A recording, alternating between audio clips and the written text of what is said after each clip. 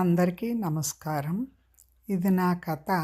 అందమైన శిల్పారామం శిథిలమైపోయింది. 3వ ఎపిసోడు మొదలు పెడుతున్నాను. ఎందుకంటే మీ ఆదరాభిమానాలు అందరివి కూడా బాగున్నాయి, అందుకనే కొనసాగుతున్నాను. ఇలాగే మీ ఆదరణతోటి కొనసాగాలని అనుకుంటున్నాను. కామెంట్ చెయ్యండి, తప్పొప్పులను నిర్భయంగా చెప్పండి.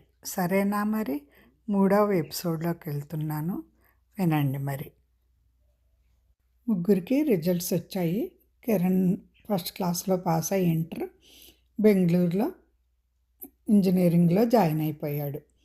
ఇక 10th రిజల్ట్స్ వచ్చాయి. హారికకి, రాధికకి ఫస్ట్ క్లాస్లో పాస్ అయ్యారు. ఇంకా కాలేజ్ అడ్మిషన్స్ మొదలవ్వలేదు. ఏ కాలేజీలో జాయిన్ అవ్వాలో కూడా ఇంకా నిర్ణయించుకోలేదు. ఈలోగా రాధికకి ఒక ఆలోచన వచ్చింది. అప్పుడు వెంటనే హారికకి ఫోన్ చేసి, హారి, మనకి 10th అయిపోయింది కదా, ఇక నువ్వు బెంగళూరుకి వచ్చి మన ఇద్దరం ఒకే కాలేజీలో జాయిన్ అవుదామే అంది. అమ్మో, నేనా? నాకు ఊరు కొత్త మనుషులు, కొంచెం భయంగా ఉంటుందే రాది అంది.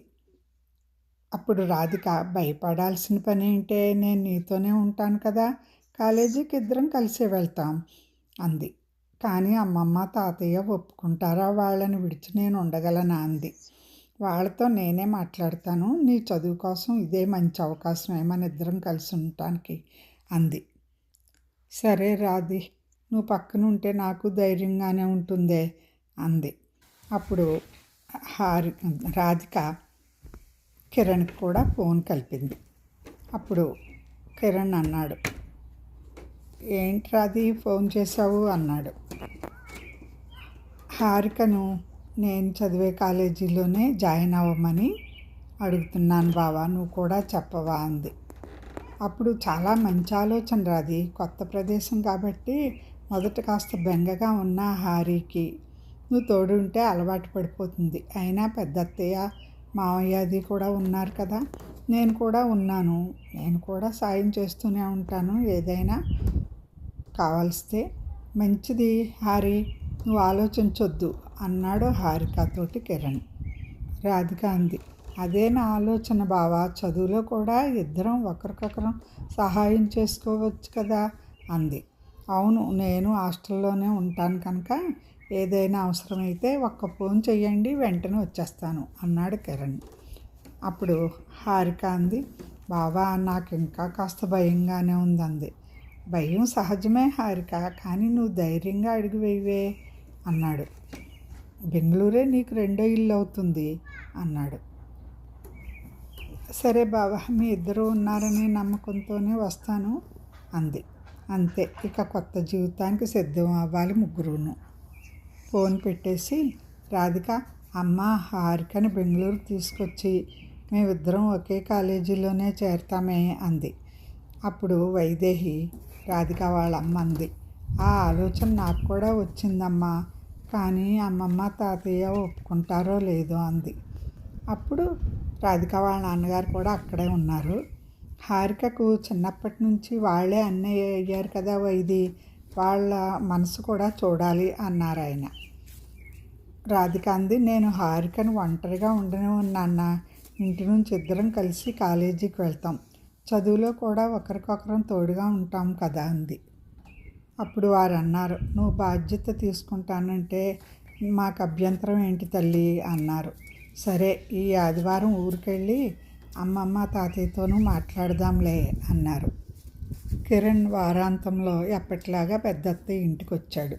అప్పుడు నాన్న, కిరణ్ హారికను బెంగళూరు తీసుకొచ్చి రాధిక చదివే కాలేజీలోనే చేర్పించాలని అనుకుంటున్నాం రా అంది.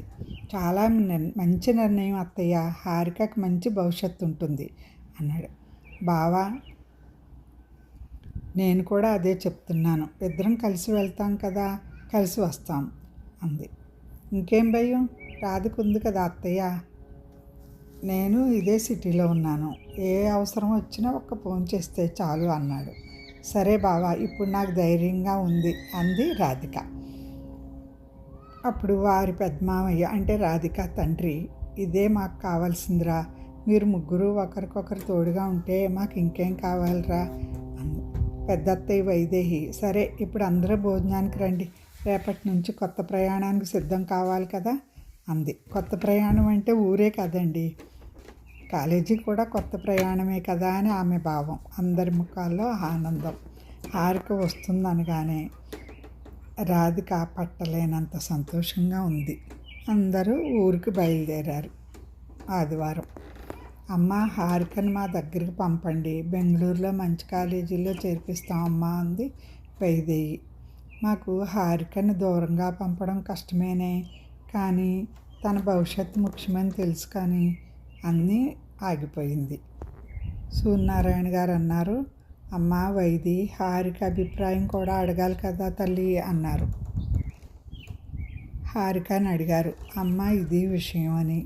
అప్పుడు హారిక అంది, అమ్మమ్మ నాకు మిమ్మల్ని వదిలి వెళ్ళాలని లేదు, కానీ పెద్దమ్మ పెదనాన్న రాధికతో ఉంటే ఇంకా బాగా చదువుతానేమో అనిపిస్తోంది అమ్మమ్మ అంది. అప్పుడు రాధిక, హారిక నువ్వెప్పుడూ ఒంటరిగా అనిపించకే, మా ఇల్లు కూడా నీ ఇల్లే కదే అంది. అయితే ఒక మాట ఇవ్వండి అమ్మ, మీరందరూ జాగ్రత్తగా ఉండి మాకు ఎటువంటి చెడ్డ పేరు తేకుండా ఇంతే మంచిగా ఉంటానని అంటేనే ఆ పని చెయ్యండి అమ్మ అన్నారు ఆయన. ఈ వయసులో నేను ఏమొచ్చినా భరించలేను నాన్న, నేను చిన్న కూతుర్ని పోగొట్టుకుని ఉన్నాను, అర్థం చేసుకో నాన్న అన్నారు పెద్దల్లుడితోటి. అప్పుడు పెద్దల్లుడు రఘురామ్ గారు అన్నారు, ఇది మాట కాదు మామయ్య, మా బాధ్యత కూడాను. రాధీయంతో హారిక కూడా అంతే కదా, మాకిద్దరు కూతుళ్ళు మామయ్య అన్నారు. అప్పుడు అయితే సంతోషంగా పంపిస్తాను నాన్న, నాకు బాధ్యత ఉండదు ఈ వయసులోనూ, బాగా చదివించి మంచి పేరు తెచ్చుకోండి నాన్న అన్నారు. అలా ఒక మంచి కాలేజీలో ఇద్దరికీ, హారిక రాధికలకు కూడా సీట్ వచ్చింది. ఇద్దరు ఇంటి నుంచే ప్రతిరోజు కాలేజీకి వెళ్తూ వస్తూ ఉండేవారు. ముగ్గురికి ఒకేసారి సెలవులు కనుక వస్తే వీలైతే వైదేహి రఘురాములతో కలిసి అందరూ అమ్మమ్మ ఊరికి వెళ్ళేవారు. ఆ ప్రయాణం కోసం వారు ఎంతో ఆసక్తిగా ఎదురు చూసేవారు. ఆ రోజులు కుటుంబం అంతా కలిసి గడిపే మధుర జ్ఞాపకాలుగా మిగిలిపోతూ ఉండేవి వారికి. ఆ రోజు డ్రైవర్ రాలేదు, దానికి తోడుగా భారీ వర్షం. వైదేహి కిరణ్కి ఫోన్ చేసి, ఒరేయ్ ఈవేళ డ్రైవర్ రాలేదురా, మార్నింగ్ హారికని రాధికని కాలేజీకి డ్రాప్ చేసి ఇంటికి పెడతానమ్మా, పని ఉంది అన్నాడు. పర్లేదన్నారు, కానీ వర్షంలో ఇబ్బంది కదా, నీకు వీలైతే పెడతావా అంది. అయ్యో అత్తయ్య, ఎందుకు వెళ్ళను అని రాధిక హారిక కాలేజీ అయిపోయాక బయట నిలబడి ఉన్నారు. కిరణ్ తన పని ముగించుకుని వచ్చి ఇద్దరిని ఇంటికి తీసుకెళ్తాడు. ఆ ప్రయాణంలో రాధిక వైపు అప్పుడప్పుడు చూసే చూపులు ఇద్దరికీ తెలియని ఆనందాన్ని ఇస్తాయి. రాధికకు ఒక రిఫరెన్స్ పుస్తకం దొరకదు. కిరణ్ తన ఫ్రెండ్ దగ్గర నుంచి తెచ్చి ఆమెకిస్తాడు. నీకు ఉపయోగపడితే చాలు అని అంటాడు. రాధిక కళ్ళల్లో కృతజ్ఞతతో పాటు ప్రత్యేకమైన అభిమానం ఏదో గోచరిస్తుంది. రాధికకు జ్వరం వస్తుంది ఒకరోజు.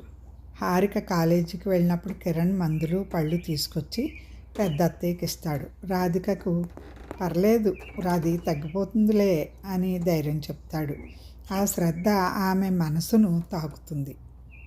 రాధిక పుట్టినరోజున పెద్ద బహుమతి కాదు, ఒక చిన్న పెన్ను, లోపల నీ కలలన్నీ నిజం కావాలి అనే చిన్న చీటీ రాసి దాన్ని రాధిక ఎంతో జాగ్రత్తగా దాచుకుంటుంది.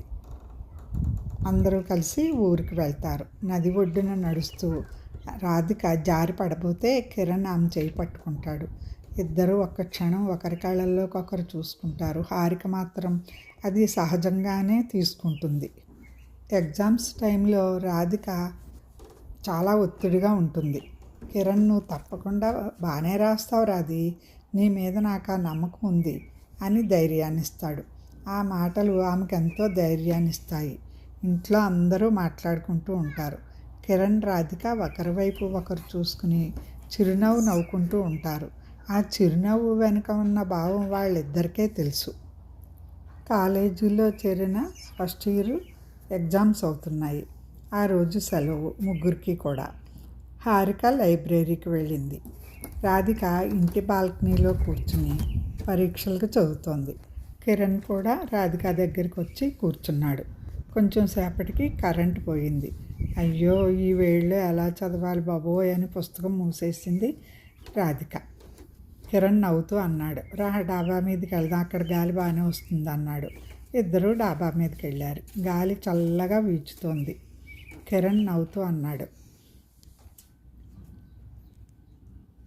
రాధి, ఏంటి బావా, నువ్వు చదువుతున్నప్పుడు చాలా సీరియస్గా ఉంటావు కదా, చదవకుండా నవ్వుతూ ఉంటానా బావా అంది. అది కాదు, నీ జుట్టు గాలికి ఎగురుతుంటే పుస్తకం చదువుతున్నావో సినిమా షూటింగ్ చేస్తున్నావో అర్థం కాకుండా ఉంటుంది అన్నాడు. పో బావా, నీ వేళాకోళం అని చెప్పి భుజం మీద గట్టిగా చరిచింది. అమ్మో, చాలా గట్టిగా తగిలింది అది అన్నాడు. అవునా బావా, సారీ అంది. లేదు, సరదాగా అన్నాను అన్నాడు. ఈలోగా పుస్తకంలోని పేజీలు గాలికి ఎగిరిపోయాయి. అయ్యో, నా నోట్స్లోనూ కాగితాలు పెట్టుకున్నాను ఇంపార్టెంట్, అవి ఎగిరిపోయినాయి అని కంగారు పడగానే కిరణ్ వెళ్ళి చివరి పేజీ వరకు కూడా ఏరి తీసుకొస్తాడు. ఇవిగో మేడం, మీ పరీక్షలు పాస్ అవ్వాలి కదా, మరి ఇవిగో మీ పేపర్స్ అన్నాడు వినయంగా. ఓ బావా, మరీ అల్లరి అని థ్యాంక్స్ బావా అంది. ఆ ఒక్క మాట కిరణ్ మనసులో మాత్రం చాలాసేపు మారుమోగుతూనే ఉంది. 3వ ఎపిసోడ్ ముగిస్తున్నాను. మరి ఇది కూడా మీరు విని ఆదరిస్తారని ఆశిస్తున్నాను. ఎప్పట్లాగే కామెంట్ చేయండి. సరేనా మరి, బాయ్.